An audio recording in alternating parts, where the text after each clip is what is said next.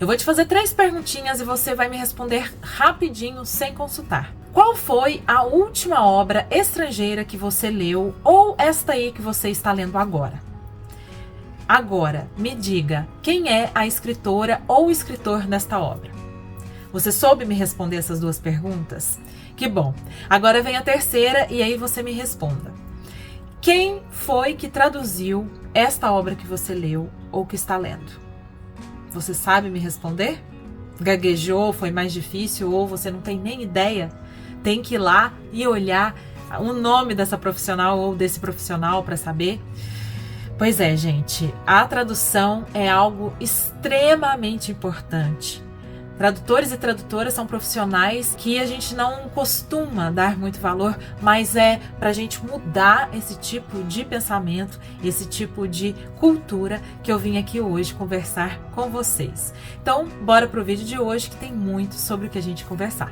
Bora! Bem, pessoal, então vamos lá para o vídeo de hoje. Eu sou Annaly Soares e estou aqui recebendo você com todo o meu carinho. Seja bem-vindo, seja bem-vinda. Lembrando aqueles que estão chegando hoje ao canal que você pode se inscrever ali embaixo e também clicar no sininho para receber as notificações fresquinhas na sua casa. Aqui no canal nós temos bate-papo sobre diversos temas relacionados geralmente com a literatura ou com temas que eu acho interessantes. Também falo sobre escrita e coisas correlatas, até um pouco da minha vida. Então vamos lá para este vídeo de reflexão que faz parte de uma série que eu estou gravando baseada em alguns temas propostos pela Olga Tokarczuk neste livro aqui, Escrever é Muito Perigoso, Ensaios e Conferências, publicado pela editora Todavia e traduzido por Gabriel Borowski. Bom, um dos ensaios da Olga neste livro é sobre a tradução, e aqui ela faz uma grande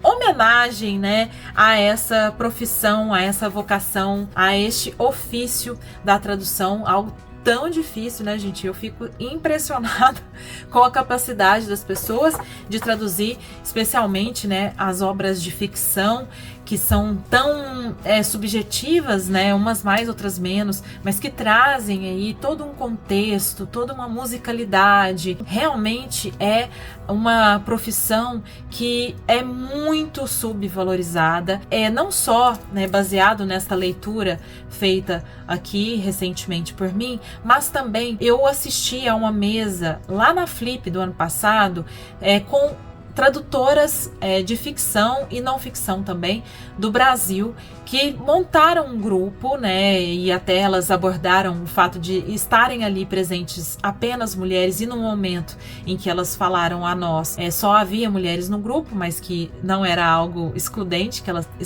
estavam abertas a receber tradutores também neste grupo, e elas têm uma página no Instagram, eu vou deixar aqui para você ir lá e seguir também, que é Quem Traduziu. Então essa pergunta que é muito importante e que começa, né, a reflexão de hoje é quem traduziu o que você leu, o que você está lendo, o que você lerá. Aqui no canal eu tento sempre falar o nome do livro, da autora, do autor, da editora e da tradutora e do tradutor. Algumas vezes, infelizmente, eu já deixei passar e aqui, né, já peço desculpas por ter feito isso em algum momento. Quando eu esqueço de falar, eu tento também colocar na tela para vocês verem essa informação. Afinal de contas, é por causa do trabalho desses profissionais que nós temos obras de diferentes países, escritos originalmente em línguas diversas, e chegar a este pensamento, a essa história, a essa ideia. Por causa deles e delas que podemos ler um livro vindo da China, A Montanha da Alma, eu trouxe só para ilustrar, ainda não li, de Gao Xingjian, a tradução do Marcos de Castro, tradução da edição francesa, que tem esse destaque, da editora Objetiva. Gilgamesh, que é uma epopeia, né? A epopeia de Gilgamesh, ele que o abismo viu, da autêntica clássica. Este livro foi traduzido do Acádio, também com uma introdução e comentários de Jacinto Lins Brandão. Vejam que coisa incrível, atravessou séculos e séculos e chegou até mim por causa do Jacinto. É por causa de tradutores que podemos ler a Odisseia de Homero nessa edição maravilhosa, que é uma das edições favoritas da vida, que tá aqui comigo, é da Kozak Naif. A tradução é do Christian Werner. Tem Popol Vuh, que também é uma epopeia, sim, que atravessou milênios. O mais importante documento poético-político da Antiguidade das Américas, povo maia, quiché, da Guatemala. Nesta edição incrível, lindíssima também, da Ubu, com a tradução, crítica e notas de Joseli Viana Batista. E trouxe um russo também, né? Porque veja que eu trouxe assim, umas coisas mais excêntricas. Por exemplo, Crime e Castigo, do Dostoiévski. Nesta edição eu tenho da editora 34. A tradução é do Paulo Bezerra. Bom, aqui é só para fazer uma ilustração, né, gente? É óbvio que vocês entenderam o que eu quis dizer, mas eu acho que é tão óbvio que às vezes a gente desmerece, que a gente não enxerga. Por isso que é bom a gente falar sobre obviedades, por isso que é bom a gente olhar o nosso cotidiano, aquelas coisas que são invisibilizadas. E os tradutores e as tradutoras são muito invisibilizadas. A Olga, né, destaca essa questão aqui e coloca que muito, né, do nosso pensamento hoje vem exatamente dos tradutores, e que foi possível que nós tivéssemos isso por causa dos tradutores. E ela cita algum contexto histórico, tá? Então eu vou ler alguns trechos aqui só para vocês saberem também um pouco desse contexto, né? Ela diz assim, na página 71: depois da queda do Império Romano, parecia que todo o acervo intelectual da antiguidade iria desaparecer sob a pressão dos bárbaros que saqueavam a Europa. De fato, grande parte foi perdida para sempre. O fato que muito foi salvo se deve consideravelmente aos califas da dinastia abássida, que reinavam desde o século VIII os vastos territórios que incluíam o Mediterrâneo e o Oriente Médio. Na capital deste país, Bagdá, foi fundada uma enorme academia especializada em tradução. Na famosa Casa da Sabedoria, um grande número de tradutores vertia para a língua árabe quase tudo das terras do império que lhe caía em mãos. Os árabes começaram com os gregos, Arquimedes, Teofrasto, Ptolomeu, Hipócrates, Euclides, mas, sobretudo, Aristóteles. Interessavam-se por trabalhos científicos, geografia, astronomia, medicina, mas também astrologia e magia. No entanto, traduziam não apenas do grego, ocupando-se também das obras provenientes do Egito, da Índia e da Pérsia. Não se sentiam atraídos pelos estudos históricos, nem pela poesia. Não lhes interessava nem Heródoto, nem Tucídides, nem Homero, nem Aristófanes. Já que não traduziam obras dramáticas, muitas se perderam para sempre.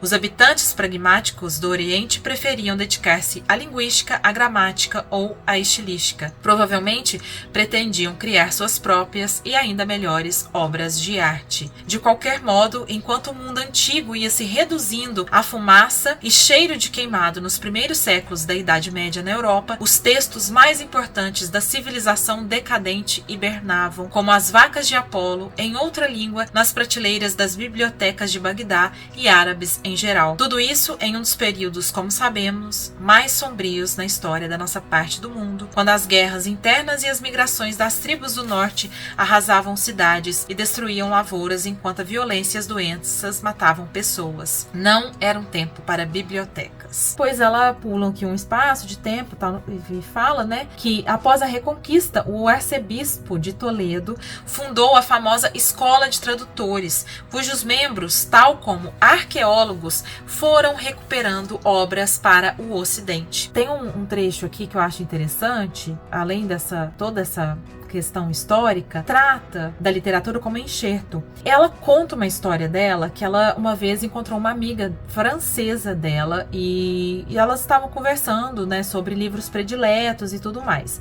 E ela falou que o Montaigne era um autor predileto, que ela tinha um prazer enorme na leitura dele. E a amiga francesa dele, ou seja, da língua nativa dele, da língua materna, questionou, né, essa leitura da Olga e perguntou como é que era, porque ela revelou que para os franceses a leitura do Montaigne, por causa exatamente da linguagem, né, muito arcaica, antiga, é uma leitura muito difícil, geralmente desafiadora. E aí a Olga percebeu que por causa do trabalho dos tradutores e das tradutoras que fizeram, né, esta ponte para ela, por causa desse trabalho, ela e os poloneses, de uma maneira assim geral, tinham ou poderiam ter um acesso melhor, um acesso mais prazeroso, pelo menos, às obras daquele pensador, daquele escritor, do que os próprios nativos falantes da língua francesa. Esse ofício torna possível você ter contato com o pensamento, com histórias de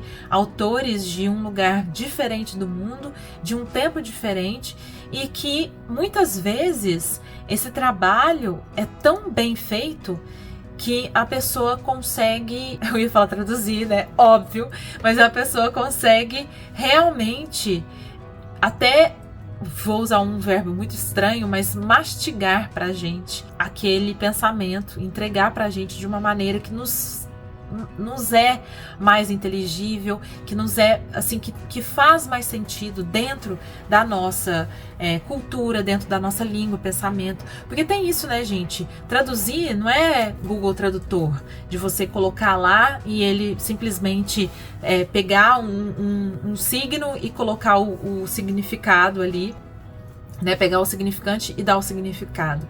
Muitas vezes o trabalho, e eu acho que sempre, né, principalmente pensando na tradução literária, você precisa ter um conhecimento de cultura, você tem que pesquisar, né, ou saber dominar expressões ou alguns pensamentos da época em que o autor escreveu. Tem uma contextualização, né, no final das contas, não só de cultura, mas também do tempo, ou se não de condições, às vezes, daquele período mesmo histórico que o autor está inserido. Uma coisa extraordinária, se a gente for pensar. Eu sempre me admirei muito, assim. Eu me lembro de quando estava lendo os poemas da Wisława Szymborska, né, que é também polonesa, assim como a Olga, e pensar como o trabalho é, assim, excepcional. Inclusive, vou até pegar aqui, que é Regiane, ela tem um nome estranho, peraí.